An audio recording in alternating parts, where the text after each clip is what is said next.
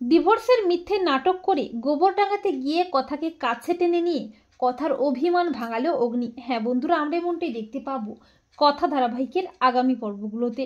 বুকে একরাশ কষ্ট নিয়ে একটা চিঠি লিখে গোবরডাঙ্গাতে চলে যায় কথা।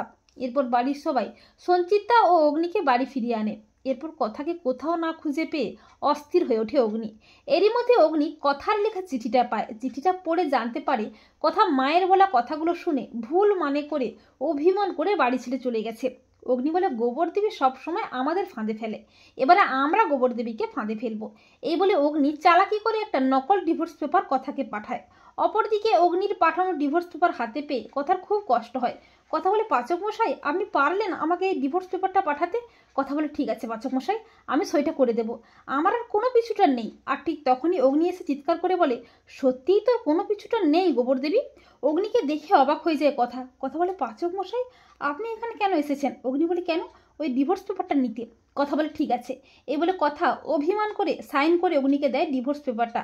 আর অগ্নি ডিভোর্স পেপারটা নিয়ে ছিঁড়ে ফেলে টুকরো টুকরো করে। কথা বলে, পাচক মশাই আপনি এটা কী করলেন?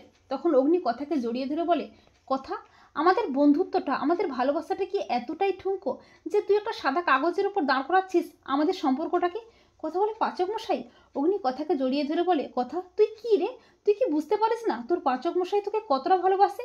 তোকে ছাড়া তোর পাচক মশাই বাঁচবে না, মরে যাবে। কথা বলে, পাচক মশাই মা তো আপনার আবার বিয়ে দেবে মায়ের পছন্দ মতো মেয়ের সাথে। আর ঠিক তখনই সঞ্চিতা এসে বলে, হ্যাঁ আমার পছন্দ মতো মেয়ের সাথে আমার অগ্নির বিয়ে দেবো তো, কিন্তু সেই মেয়েটিকে তুমি কি জানো? কথা বলে, কে মা? সঞ্চিতা কথাকে জড়িয়ে ধরে বলে, আমার কথা মা। সঞ্চিতা বলে, বোকা মেয়ে কথাকার, চলো বাড়ি ফিরে চলো। অগ্নি কথাকে বলে, কথা তুই তো নিজেই বলিস আমাদের বন্ধন নাকি 7 জন্মের বন্ধন, অথচ তুই নিজেই অভিমান করে বাড়ি ছেড়ে সোজা গোবরডাঙ্গা চলে এলি।